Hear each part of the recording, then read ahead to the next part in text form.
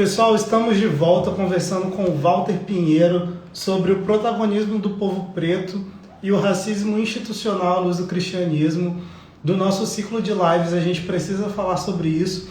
É importante a gente destacar que do nosso ciclo essa é a live mais longa, porque há muito o que se falar sobre isso.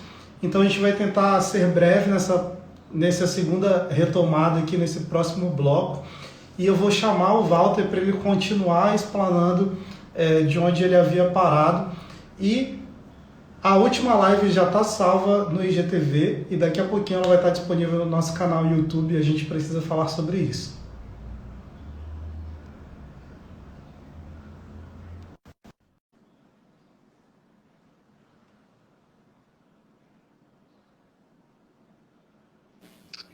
Consegue me ver, ouvir bem? Sim, te ouço bem, Walter. Desculpa te interromper. Não, tranquilo. As lives no Instagram, elas duram uma hora só. O nosso tempo encerrou da última live e Tranquilo, a gente continua nessa e você pode ficar à vontade para continuar explicando do ponto em que parou. Sim, só repete a pergunta, porque essa parada eu dei uma...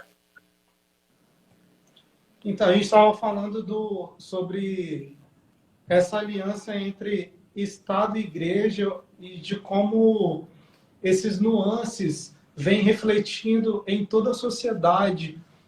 Haja visto que os políticos religiosos, eles imprimem em suas decisões, em seus comportamentos, todos os seus preceitos enquanto cristãos e impõem isso a toda a sociedade. E o Brasil não é composto só de cristãos, embora seja a maioria. É preciso pensar no todo, e você estava explicando sobre isso.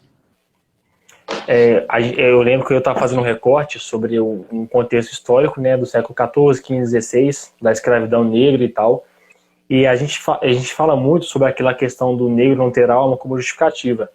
E isso é uma questão que na história não está tão posto, não está tão evidente assim. E aí eu quero trazer uma outra narrativa para poder, tipo assim, contribuir melhor. Vamos supor, eles tentam escravizar os índios e tem uma série de dificuldades por isso. E a escravidão negra, ela tem muito mais a ver com uma questão de facilidade do comércio. Então, o interesse econômico ele é muito maior do que a justificativa religiosa. Então, existem alguns historiadores que vão falar sobre essa questão do negro não ter alma, mas principalmente, eu não acho que esse é o argumento primário, mas eu acho que é o argumento dos textos bíblicos. Eles vão pegar alguns textos bíblicos, a narrativa de Caim, a narrativa de Cã, que são pessoas que tiveram um certo tipo de maldição por Deus, e vão tratar esses personagens como se eles fossem negros. Então eu acho que existe esse ponto também do negro não ter alma, existe essa disputa de narrativa para poder justificar o motivo dos negros terem sido acolhidos e como escravos. Essa ideia do negro ser escravo foi acolhida por quê? Porque as lideranças religiosas, elas fizeram, mesmo que elas não tenham feito nada assim declarado por um documento, fizeram vista grossa. E os jesuítas, eles protegeram os índios. Então, assim, houve uma tentativa de escravidão indígena e, posteriormente, houve uma proteção deles por um grupo de religiosos. E não houve com a dos negros. Então, o homem negro, a mulher negra, eles foram obrigados a trabalhar de uma forma escrava e a igreja e a sociedade usou um argumento religioso para isso. Não sabemos qual seria esse argumento religioso de forma clara, qual que é o mais forte, o principal deles, mas a gente sabe que a religião contribuiu bastante. E como aquele argumento que a gente estava conversando aqui mais cedo, se não houvesse nenhum argumento teológico para isso, a gente teria o argumento da representação, que ele é muito importante. Se o meu Deus é branco, eu não vou nunca escravizar um branco. Mas se o meu Deus ele não se identifica com aquele tipo de corpo, com aquele tipo de história, é muito mais fácil eu conseguir escravizar aquele povo e as pessoas aceitem isso de uma maneira melhor. Porque se esse Jesus tivesse sido representado como negro, as pessoas nunca teriam escravizado outro negro, porque você não escraviza e você não blasfema contra o seu Deus, contra a sua divindade. Por isso que essa questão da representação, acho que ela é mais cara do que qualquer argumento. Por isso que esse embranquecimento de Jesus, ele é muito problemático em relação a qualquer argumento. E aí pensando sobre essa questão do religioso hoje, na esfera pública do Brasil, fazendo políticas públicas para o seu interesse próprio, dessa mistura da igreja e do Estado, isso é problemático porque eles vão encontrar justificativas religiosas. Então, assim, a nossa igreja cristã, ela é pouco reflexiva. Ela vai pouco aos textos bíblicos, ela lê o texto bíblico, como eu falei antes, numa lógica de escapismo, ela vai pensar numa religião muito espiritualizada. Não é esse o termo correto que eu deveria usar, mas para ficar claro para todo mundo, é isso. É uma religião da alma e do espírito, não uma religião da realidade. E aí os teólogos de missão integral, que é a teologia que eu parto, eles vão falar da concretude da vida. E eles têm um Pacto de Lausanne, foi um evento que aconteceu em 1974, que vários teólogos do mundo se reuniram, vários missionários do mundo se reuniram, na Europa ainda, para poder pensar como evangelizar o mundo, como fazer missões no mundo. E nesse evento, os teólogos latino-americanos, eles roubaram a cena, e eles eram, tipo assim, a periferia do evento, a periferia do pensamento do evento. Eles roubaram a cena para poder falar que a América Latina pensava a teologia, que a América Latina não precisava de importar um pensamento sobre Deus, sobre a fé cristã, que os nossos dogmas, a nossa teologia, ela é importante, mas nós poderíamos pensar também no nosso contexto para expressar essa fé de uma maneira mais clara. Como que o brasileiro enxerga o texto bíblico? Como que o brasileiro enxerga a realidade de Deus, esse Jesus Cristo? Porque, igual a gente falou, na época de Jesus Cristo, ele era identificado como os mais vulneráveis daquela época, que eram os mais frágeis. E quando a gente vai ver o texto bíblico, ele vai falar muito sobre os órfãos, sobre as viúvas. Quais que são os marginalizados no nosso contexto? Hoje em dia, no Brasil, os órfãos e a viúva, se a gente for ler o texto bíblico, não tem um comparativo com hoje. Qual que é o equivalente do órfão e a viúva bíblico para o de hoje? A gente precisa fazer esse exercício contextual. E aí, tem teólogos que vão ignorar isso. Esse que é o problema para mim da narrativa das igrejas hegemônicas no Brasil. Elas ainda vão continuar ali no texto como se fosse o órfão e a viúva. E como a gente não tem esse problema mais de viúva no nosso contexto histórico, isso passa batido. Porque quem que era viúva naquele tempo? Só o homem trabalhava. O homem que detinha as posses da casa, de tudo. Quando o homem morria, aquela viúva e aquela criança, eles ficavam desprotegidos de qualquer coisa. Eles não tinham direitos. A mulher tinha pouco direito e a criança sim. O homem que era o personagem principal, que garantia a sobrevivência deles. Então, o texto bíblico, os apóstolos, eles vão falar, olha, vocês cristãos, vocês têm que proteger essas pessoas que estão correndo risco de vida, que estão correndo risco de um abuso, que estão correndo risco de um ladrão vir tomar aquela terra. E aí, quando a gente pensa na redação de hoje, da realidade de hoje, quem são os mais vulneráveis do Brasil? É só pegar o quadro estatístico do Brasil e olhar quem mais morre. O feminicídio mata muito. Os jovens negros são muito mortos. Existe a LGBTfobia que mata muito também. Então, é muito fácil pensar no órfão e na viúva como se fossem essas pessoas na redação de hoje. Só que essa reflexão ela é barrada no moralismo religioso cristão. Então a gente tem uma disputa de narrativa que é muito difícil de fazer. E eu creio que é muito difícil combater essa narrativa fundamentalista do Bolsonaro, que ele usou para poder se almejar, almejar um cargo político, porque o Bolsonaro ele surge de repente no Brasil, talvez em 2017. Como que esse cara, um cara relativamente desconhecido, do nicho muito específico, consegue tanta força? Porque já existia um discurso moralista estabelecido. Então é muito difícil pensar religião e Estado no Brasil. Porque a gente ainda continua misturando o aspecto da igreja com o Estado. É praticamente impossível desvincular isso. Acho que é uma resistência, assim, gradativa e só vai mudar com a educação mesmo. Falando sobre essa questão do protagonismo e dessa relação entre igreja e Estado, é muito importante que a gente considere que a igreja ela sempre foi hegemônica e Sim. que quando o Império Romano resolveu se apropriar do cristianismo, criou-se uma religião muito potente. A gente vê hoje a potência que o Vaticano tem em pleno século XX, Sim.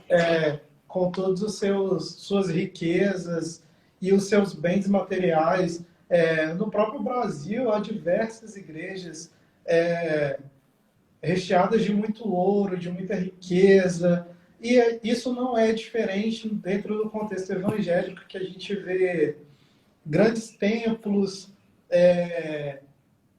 Eu comento aqui ainda sobre aquele templo de Salomão, que fica no estado de São Paulo, que é um templo gigantesco, extremamente luxuoso, e sem contar os inúmeros outros templos de diversas denominações religiosas que tem espalhados pelo país afora. Fora o jatinho, né? Uhum. Esses templos revelam tudo aquilo que Jesus disse que não era importante para ele. Eram pautas que não eram pautas para Jesus. Jesus condenava o acúmulo de riquezas e Jesus era a favor da distribuição de renda. Talvez se Jesus estivesse entre nós hoje, ele seria taxado como o cara da esquerda. O socialista, né? Porque ele queria distribuir renda para todo mundo, ele queria que todo mundo tivesse em condições de igualdade. E partindo desse conceito de protagonismo do povo preto e desse aspecto do Jesus preto, do Jesus periférico, dessa imagem que foi tão criticada e tão atacada no Carnaval da Mangueira no ano de 2020, que mostrou um Jesus negro, favelado, um Jesus que sofria todo tipo de violência por parte do Estado, todo tipo de negligência. Como que a teologia, como que você percebe essas questões partindo do ponto de que os líderes religiosos, eles ainda não falam sobre a negritude de Jesus e sobre o protagonismo de Jesus enquanto homem negro? Seria por uma questão de hegemonia? Seria por uma questão econômica? Na verdade, seria por uma questão de racismo mesmo. Eu até gravei um vídeo que está no YouTube para poder falar sobre o racismo na igreja, e eu começo o vídeo falando: a igreja é racista. E é uma coisa que a gente precisa de assumir e aceitar, porque quando a gente pensa em racismo, a gente pensa muito numa questão do racismo, da injúria, né? Da ofensa racial. E o racismo não é só isso, o racismo também tem uma questão institucional e tem uma questão da estrutura. Então vamos supor, a gente tem esse pensamento de que a igreja é separada da sociedade. O religioso tem muito essa ideia. Nós somos os santos e somos os religiosos e eles são os outros. Isso é uma mentira muito grande. A sociedade influencia como a igreja funciona e a igreja influencia as questões da sociedade. Isso em todas as culturas. A igreja na Rússia é de um jeito, como a sociedade russa é. A igreja na África é de um jeito. Então, se o Brasil é uma sociedade racista, logo a igreja brasileira é uma igreja racista. Então, o primeiro ponto é admitir. Nós, se não fazemos injúria racial, contribuímos para a manutenção de uma estrutura que é totalmente racista. E para a gente mudar essa estrutura, precisa ser intencional. E as pessoas não querem ser intencional porque está ligado a uma questão econômica. Porque se a gente pensa em racismo, não tem como pensar em racismo sem atrelar a desigualdade social, sem atrelar a pobreza. Porque o racismo no Brasil contribui para o aumento da pobreza, da marginalização de algum tipo de pessoas. Então, se eu sou uma igreja e eu quero poder falar sobre racismo, eu vou ter que fazer o quê? Repensar na maneira como eu distribuo os meus bens, na maneira de como eu penso a minha riqueza, na maneira de como eu penso nos meus cargos de destaque.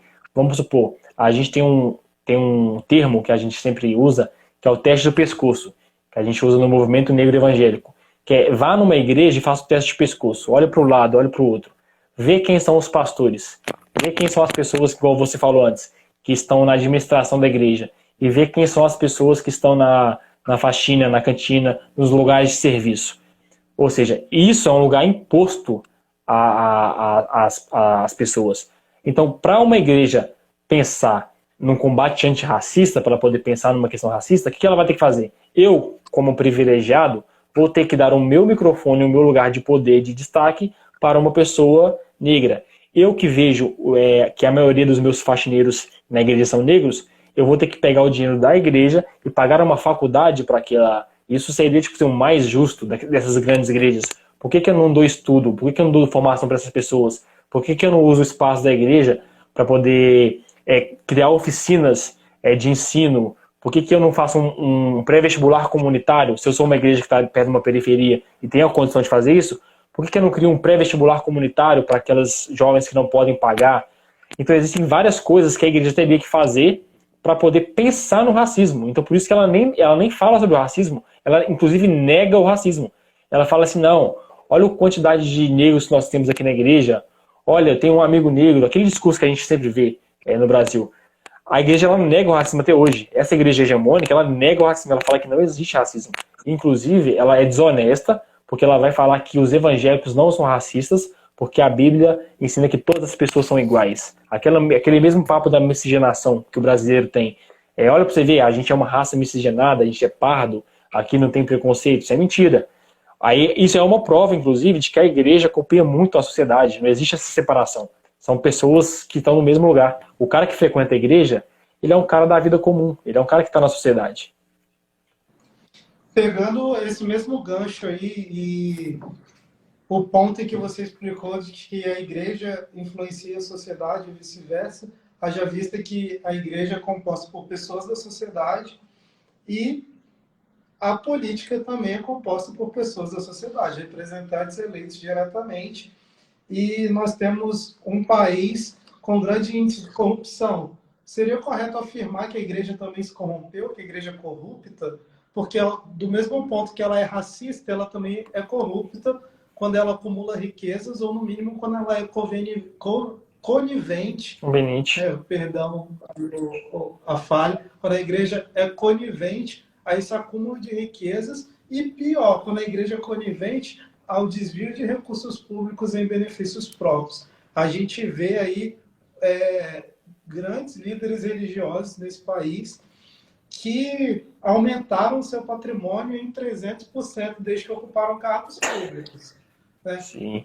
E eles já não tinham um patrimônio pequeno quando eram pastores, ou seja, estavam ali vivendo às custas das pessoas, dos fiéis, abusando da fé das pessoas, e de repente eles chegaram ao Congresso Nacional e nesse momento eles não abusam apenas da fé das pessoas que estão submetidas à sua liderança, mas eles abusam da boa fé de todo cidadão brasileiro. Então, é correto afirmar que a igreja, além de racista, ela também é corrompida, ou seja, corrupta? Com certeza. Inclusive, você citou uma coisa muito importante, uma das suas falas, que é falar que o Jesus não se importava com grandes templos. Você até citou o Templo de Salomão. Se a gente fosse honesto com a nossa fé cristã, a gente não teria esse tanto de luxo nas nossas igrejas, a gente não teria templos grandes, porque cada dinheiro gasto nisso é um dinheiro a menos gasto em vidas, gasto em pessoas. Então, assim, a igreja ela participa ativamente da corrupção, tanto da sociedade como dentro da igreja. Se você for um cara que tiver uma vivência dentro de uma igreja, for congregar, pede para o seu pastor para saber o relatório financeiro da igreja. Ele vai te matar, ele vai ficar com ódio de você, ele vai te xingar. Eu sofri isso em várias igrejas que eu passei. Eu sempre perguntava, e o dízimo? Para que a gente usa no dízimo? Porque não é justificável, tem uma arrecadação muito grande, a gente está precisando de cesta básica para doar no projeto social que eu fazia parte, e a gente tinha que tirar do nosso bolso. Mas e aí? Cadê o dinheiro que a gente dizima todo mês? Não era para isso? Não era para ajudar o outro? Ou seja, até nas estruturas internas da igreja existe esse tipo de corrupção. E só para não ser tão... para não generalizar tanto, existem várias igrejas que sim, que têm um estatuto correto, que tem uma prestação de contas. A igreja que eu faço parte hoje, por exemplo, é uma igreja que a gente tem uma assembleia geral, que mostra todos os gastos da igreja. Inclusive, a gente pode opinar sobre esse gasto, mas eu sei que isso é um luxo, eu sei que poucas igrejas têm esse tipo de comportamento.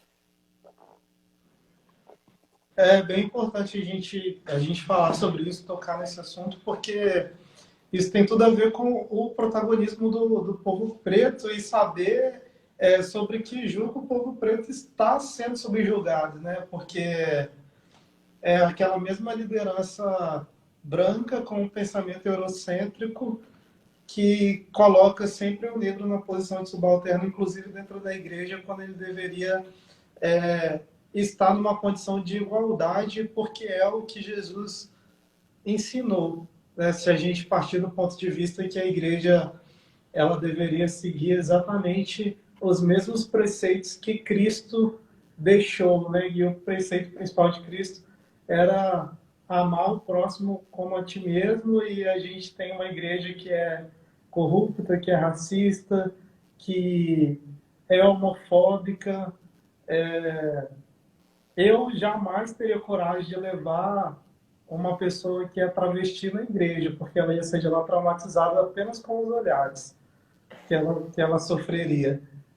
Isso é um grande ponto que a gente precisa pensar, mas isso é pauta também para uma outra live. A gente está falando agora sobre o protagonismo do povo preto e a sua importância, e aqui a gente já tratou sobre diversos aspectos, já tratou sobre a relação do cristianismo com as religiões de matrizes africanas, com a ancestralidade, Sim, sim. com essa questão da apropriação cultural, se é que a gente pode falar em apropriação cultural em um mundo globalizado, né?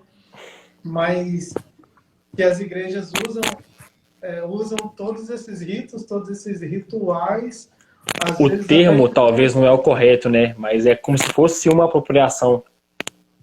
Não seria. Tem até um cunho econômico lá, que você compra um sal, você compra fitinha vermelha, coisas para deixar abençoar.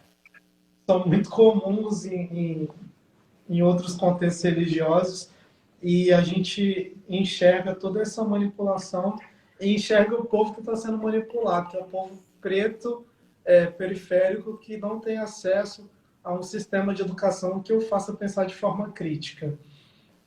Essa é a grande questão. Para a gente caminhar para o encerramento aqui dos nossos questionamentos, na sua visão, o que a igreja precisa fazer para que o povo preto ele tome o lugar de protagonismo que ele realmente merece? E pergunto mais, é uma pergunta que eu considero até um pouco difícil. Quando que a igreja vai contar para todo mundo que Jesus era preto? Porque eu sinto que, em pleno século XXI, com tanta informação, eles querem omitir isso para se manterem no poder e manter aquela teologia completamente eurocêntrica, que é aquele Jesus branco que diz que o pecado é da cor negra, né? A gente não pode esquecer do famoso livro Sem Palavras da educação cristã, da educação infantil cristã, o que é mais grave, né? Então a criança ela já é inserida numa cultura racista na escola bíblica dominical. Sim, sim. Então, é muito difícil responder essas duas perguntas. Primeiro que é o seguinte, é uma disputa de narrativa. E a gente parte de uma disputa de narrativa que nós estamos perdendo. A gente é minoria e nós somos poucos. Nos últimos anos de governo, com os incentivos do Estado na educação, vários jovens periféricos tiveram acesso à educação, estudaram, seja por bolsa ou por incentivo. Então isso já representou um diferencial muito grande. E uma coisa que a gente não pode deixar de falar é que a gente está se referindo aqui à igreja, nessa discussão, a gente está falando da igreja hegemônica. A gente sabe que a igreja não é uma coisa só, a gente não pode generalizar. Então o primeiro passo, assim, é buscar as igrejas que já fazem esse trabalho há muitos anos. A gente só não enxerga porque a mídia só mostra esse problema da igreja hegemônica, só mostra esses grandes líderes. Mas existem outras pessoas que também são grandes líderes, têm uma influência, inclusive, não são pessoas assim do anonimato, são grandes líderes, que têm vídeo no YouTube, que têm livro, que têm acesso a essa informação, que trabalham a teologia a partir desses assuntos que nós estamos abordando aqui, principalmente da negritude. Então eu quero indicar, na verdade, para todo mundo, algumas vozes, alguns pastores e pastoras, para a galera pesquisar o nome aqui no YouTube depois, para poder seguir essas pessoas, aprender com essas pessoas, caminhar junto com essas pessoas, entrar em coletivos cristãos, para poder fazer essa disputa, porque a gente não vai conseguir desconstruir o racismo no Brasil a partir do nada. Só a gente tem que fazer como o Luther King e o Malcolm X fizeram nos Estados Unidos. Indo para a rua se impondo. Nós estamos aqui e queremos ser ouvidos. Ninguém vai dar o microfone para a gente falar. Ninguém vai deixar de ser racista. A gente tem que impor que a gente não vai aceitar mais. Eu gosto muito de pensar no Djonga, nesses caras que não são cristãos, nos rappers brasileiros, porque eles falam, olha, agora nós vamos falar por nós. E tem até uma pergunta aí que o João fala, que é canalizar os recursos para combater o racismo através de políticas internas de inclusão? Sim. O problema é que a igreja que é branca e hegemônica, ela não vai fazer isso. Então pode esquecer. Algumas lideranças, algumas igrejas que estão caminhando perto de uma reflexão de pensar o racismo, elas vão começar a fazer isso. E a gente tem que entender esses processos e respeitar eles. Tem igrejas que estão tentando desconstruir o racismo de forma lenta, e isso é bom demais. E tem algumas igrejas que já trabalham a negritude, a teologia negra há muito tempo. E aí o que eu queria mostrar 2 livros aqui. Não sei se dá para ver direito, mas chama Teologia Negra. Eu li esse livro antes de fazer a nossa entrevista. Você leu? Isso. Bom, gente, esse livro aí é fenomenal. O Ronilson Pacheco é um teólogo, ativista dos direitos humanos. Outro para mim é importante, né? Exatamente, esses 2 livros são fundamentais. E ele é uma liderança negra cristã no Brasil, que já inclusive falou na Globo News. Ele está nos Estados Unidos agora fazendo mestrado em teologia negra. Então siga ele, busque esses livros, busque informações, porque você vai aprender a ler a Bíblia, a ter informações da teologia sobre a negritude, a partir da negritude. Tem outro livro aqui que é muito legal, chama Teologia e Negritude, da editora Recriar, que chama Os Deslocamentos da Teologia a partir das experiências negras. São uma série de artigos que são feitos por pessoas negras que vão falar da teologia a partir da sua experiência como um homem negro, uma mulher negra. E aí eu gostaria de citar também pastor Ariovaldo Ramos. Vão no YouTube para digitar pastor Ariovaldo Ramos, vocês vão ver como que é um pastor negro que está há 40 anos falando sobre racismo no Brasil. Ele é um pastor que fala sobre vários assuntos. E ele falava que a igreja era racista muito antes da gente pensar nisso, nas políticas de esquerda atuais, porque esse é um assunto muito novo. Antigamente a gente não tinha essas discussões na esfera pública. O Ariovaldo Ramos já pensava nisso. A gente tem a Fabiola Oliveira, que é uma mulher negra que trabalha muito bem essas questões dentro da temática negra. Tem um podcast que eu queria indicar aqui, chama Redomas, que são de mulheres evangélicas, e as integrantes dela, algumas são negras, e elas vão falar muito sobre esses assuntos, vão dar uma contribuição maior. O próprio Henrique Vieira, que foi citado aqui agora nos comentários, é um pastor negro, que você começou a live citando o livro dele. Então, seguir essas referências... Excelente. Sim, seguir essas referências, eu acho que é o ponto principal para a gente poder se empoderar, porque eu acho que o que falta é referência. Vamos supor, se o Luther King e os líderes daquele movimento de desobediência civil, eles não tivessem tido tanta força, eu acho que as pessoas elas não teriam participado ativamente. Então, assim, seguir essas referências, aprender com elas e começar a praticar é o primeiro momento. E aí a sua outra pergunta é quanto que a igreja vai admitir que é racista? Nunca. Ela nunca vai admitir, porque ela não é um movimento único. Então, assim, tem um pastor que eu gosto muito, que ele não é negro, ele é branco, que ele chama Ed Renekiewicz, que ele também é um bom pastor para todo mundo seguir, chama Ed Renekiewicz, pesquisa no YouTube. Ele é pastor da igreja de Babi. Ele vai falar que o problema é que no Brasil nós não temos um cristianismo, nós temos os cristianismos. O que ele quer dizer com isso? Ele quer dizer que um cara que acredita num Deus de amor, um Deus que perdoa as pessoas, não é o mesmo Deus de um cara que acredita que o bandido bom é bandido morto. Eles podem chamar esse Deus de Jesus, eles podem ter o mesmo livro sagrado, mas são deuses diferentes. Alguém está errado nessa história. Ou o Deus de amor e de perdão, ou o Deus que mata bandido.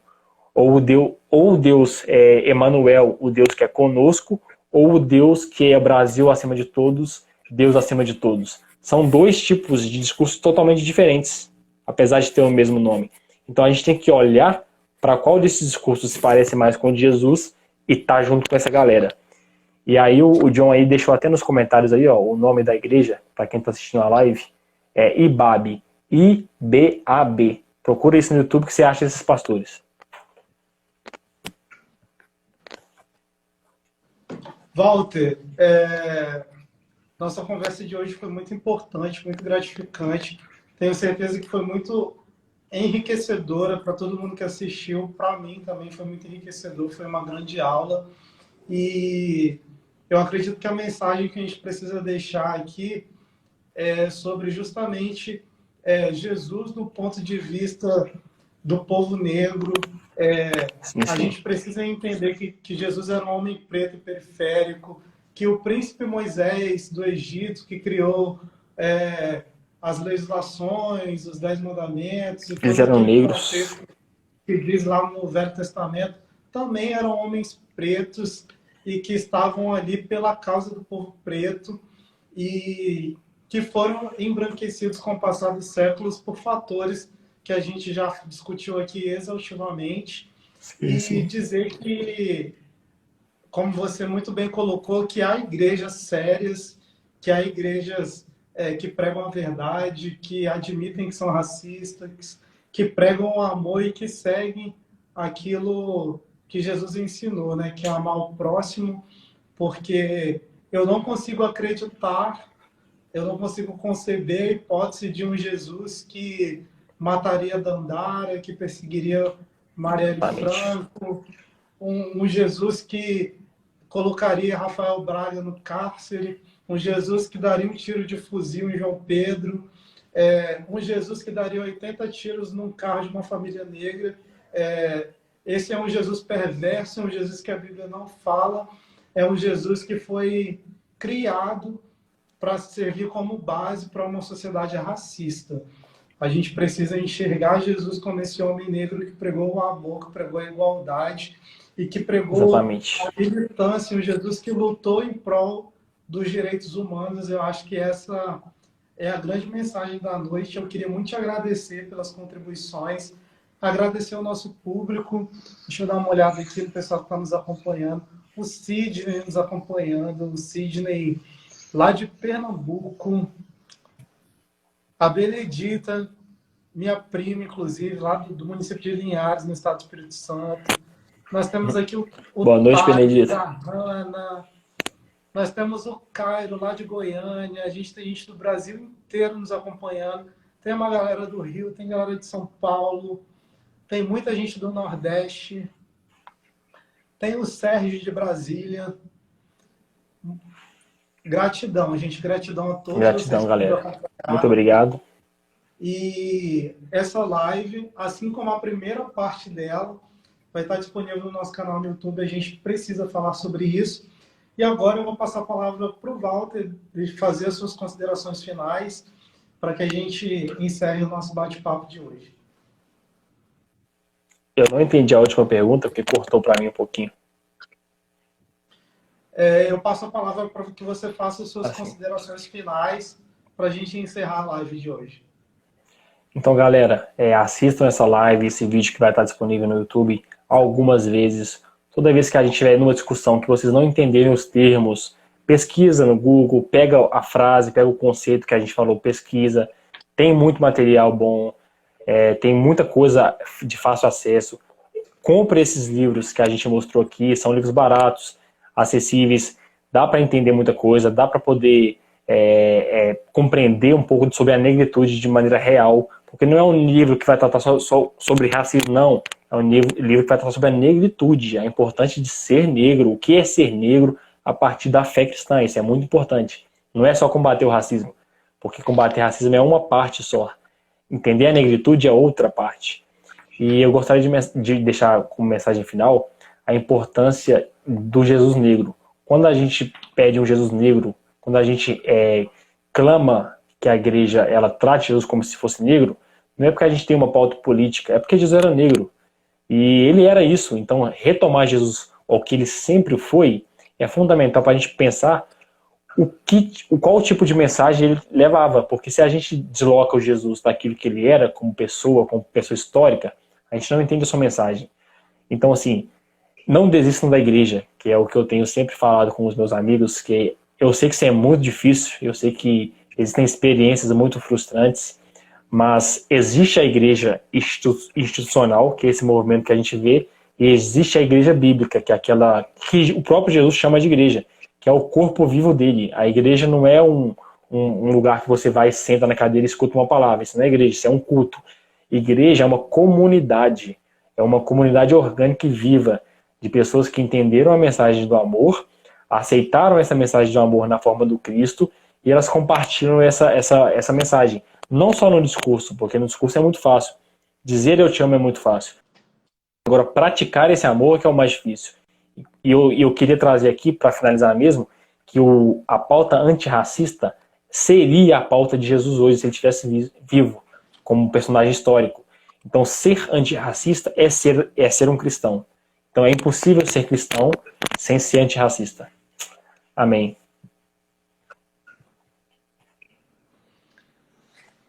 Gratidão, Walter.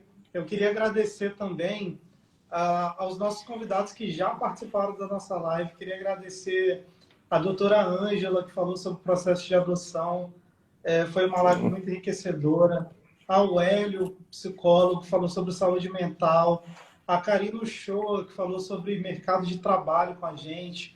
O William de Luca, que falou sobre o ativismo político, sobre a conjuntura política atual nesse período de pandemia.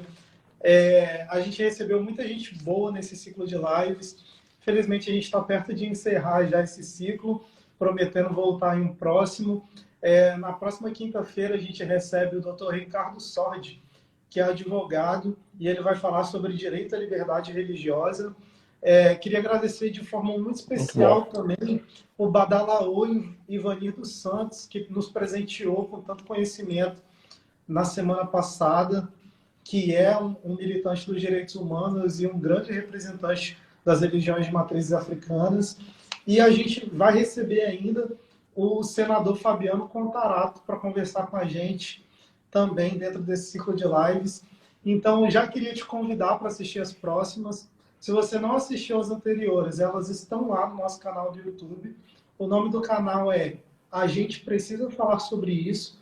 E a gente vai continuar falando sobre diversos assuntos enquanto houver necessidade de falar, enquanto as pessoas precisarem de ter acesso ao conhecimento, porque a nossa maior missão é levar conhecimento às pessoas, levar informação para que a gente tenha uma sociedade mais justa, mais igualitária e que as pessoas não sofram nas mãos daqueles que detêm o conhecimento e o utilizam como mecanismo de controle e de poder.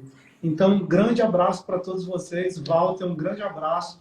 Muito obrigado pela sua disponibilidade e até quinta-feira. Tchau, tchau. Tchau, tchau.